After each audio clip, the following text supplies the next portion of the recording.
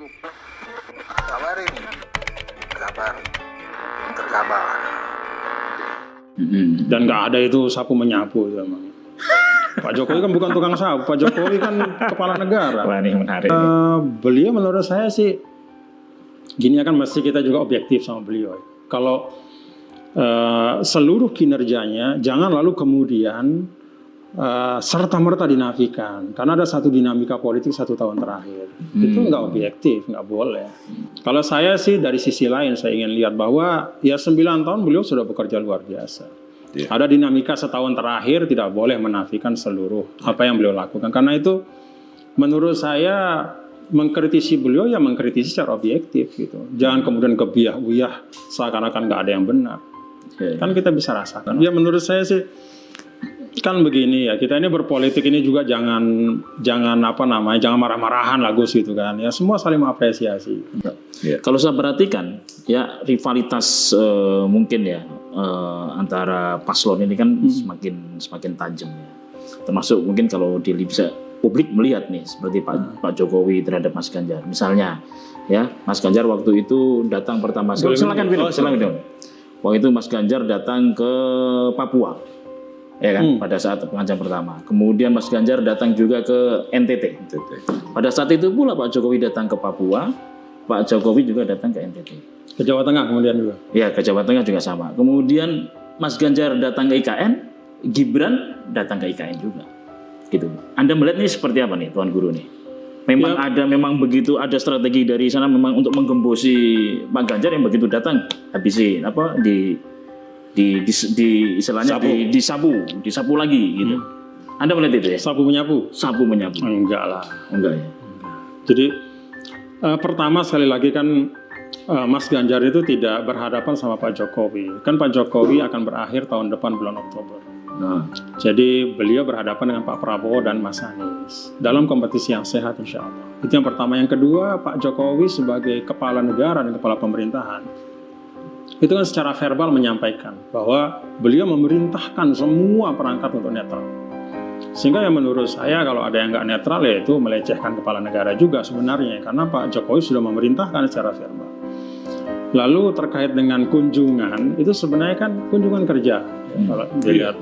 Dan sudah lama juga. Ya, kunjungan kerja lalu yang dilakukan oleh Pak Jokowi itu kan kalau nggak meresmikan proyek, itu kan melakukan program populis. Dan itu dua hal yang juga nanti Mas Ganjar akan lanjutkan. Proyek-proyek strategis, kemudian program-program populis seperti bansos dan yang lain-lain.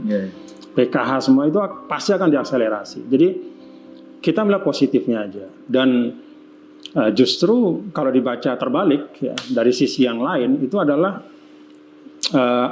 itu adalah bukti keselarasan sebenarnya. Karena Mas Ganjar ketika datang sebelum Pak Jokowi datang itu juga menyuarakan hal yang sama. Kami akan meneruskan program-program strategis yang ada dan kami akan memperkuat program-program yang terkait dengan penguatan jaring pengaman ekonomi untuk masyarakat bawah.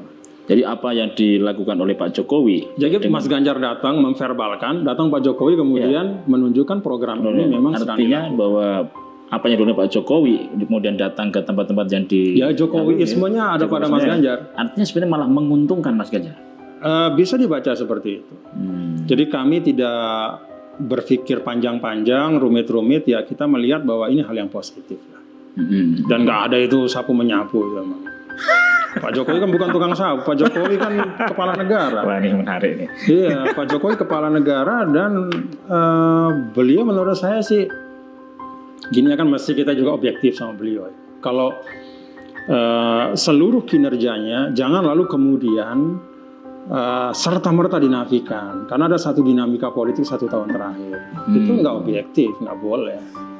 Kalau terkait dengan netralitas tadi yang disampaikan oleh Tuan Guru, Tuan Guru yakin bahwa memang pemilu 2024 ini akan berlangsung dengan fair, ya tidak ada intervensi dari katakanlah dari aparat, dari alat negara gitu.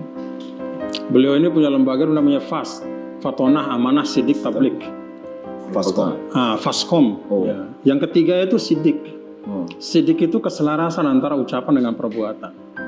Dan menurut saya verbalnya Pak Jokowi menyatakan bahwa harus netral. Dan saya sebagai warga negara harus percaya itu.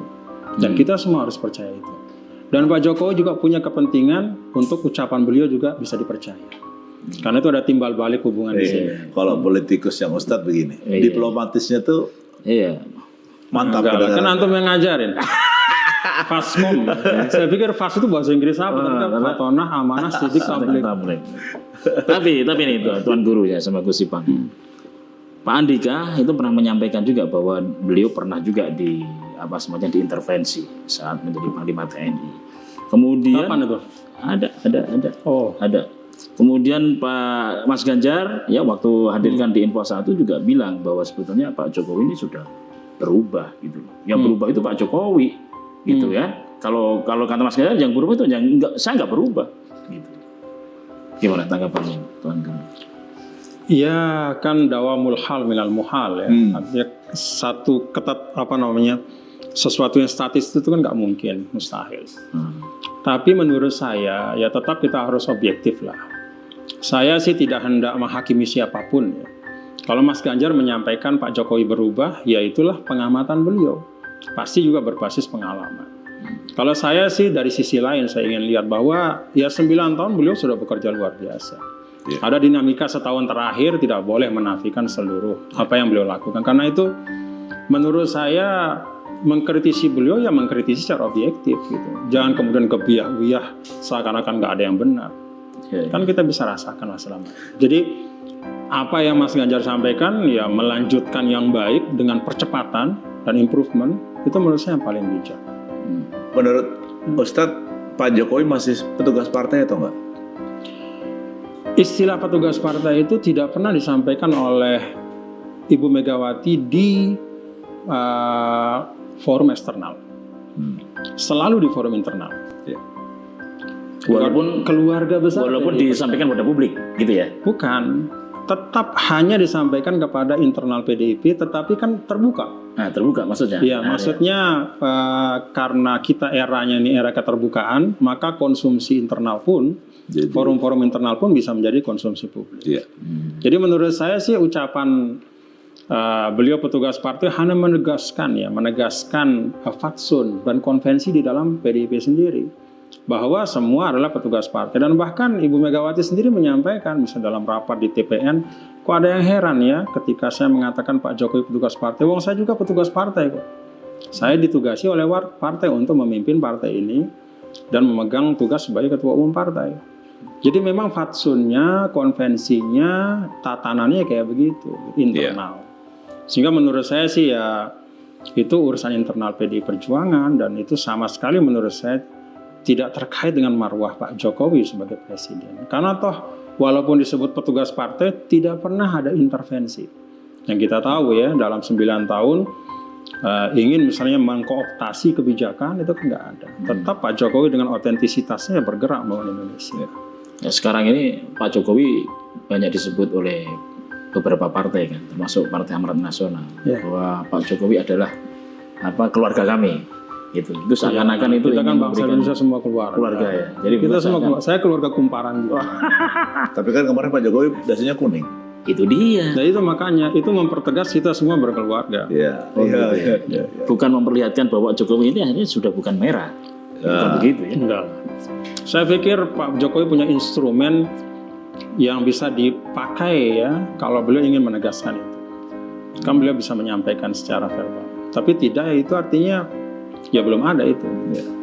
Waktu Pak Jokowi hadir ke ulang tahunnya Perindo, Anda datang? Ada. Ya, kan di situ Pak Jokowi bilang Pak Prabowo ini adalah yang akan lanjutkan. Nampaknya gilirannya Pak Prabowo. Pak Prabowo bahasanya gitu. Itu apa reaksinya teman-teman Perindo gitu? Apakah langsung wah ini petunjuk? Yang paling bereaksi adalah Pak Prabowo. Tentu beliau sangat senang sangat senang. Dan ya menurut saya sih kan begini ya, kita ini berpolitik ini juga jangan marah-marahan lah Gus gitu kan. Ya semua saling mengapresiasi. Dan Perindo juga menangkap itu bagian dari Pak Jokowi menyemangati Pak Prabowo sebagai salah satu putra bangsa yang hampir pasti maju. Kan bukan hanya beliau kan, bahkan di absen kan Pak Jokowi, Pak Mahfud, Pak ini, Pak Sandi segala macam. Itu menurut saya bagian dari nih lapangan sudah luas, silakan isi dan berkompetisi dengan fair. Ya TGB ini kan 2 periode jadi Oh iya. gubernur NTB. Dan kenal dekat sama Pak Jokowi. Oh, Jadi gitu ya. karena antum dikenal dekat dengan Pak Jokowi, apa pandangan antum dengan manuver Pak Jokowi belakangan ini? Lebih dekat Gus Ipang lah. Aduh. Lebih dekat Ustaz Arifin lah. Siap salah. Tapi Tuan Guru, Manuver Pak Jokowi itu manuver yang manusiawi menurut saya. Artinya ya beliau punya hak politik ya dan kita harus menghargai itu. Ya. Dan saya melihat juga beliau berusaha untuk menegaskan bahwa beliau itu berada di tengah. Ya. Dan kita harus hargai itu. Ya. Kan nggak semua, misalnya Mas Arifin nih punya anak ikut dalam satu kontestasi lalu kemudian berusaha menunjukkan netralitas, belum tentu bisa. Iya. Bahkan bisa, Mudah. iya, bahkan bisa langsung apa istilahnya habis-habisan dan nggak peduli mau dilihat sama siapapun, yang penting gitu. Iya. Pak Jokowi kan enggak. Jadi menurut saya ada bagian-bagian yang juga kita harus apresiasi. Beliau menahan diri. jadi Tuan Guru ini selalu melihat dari sisi positif. Ya. Iya dong. Husnuzon. Husnuzon, kan? Husnuzon. Jadi Dalam politik nggak perlu suudzon. betul.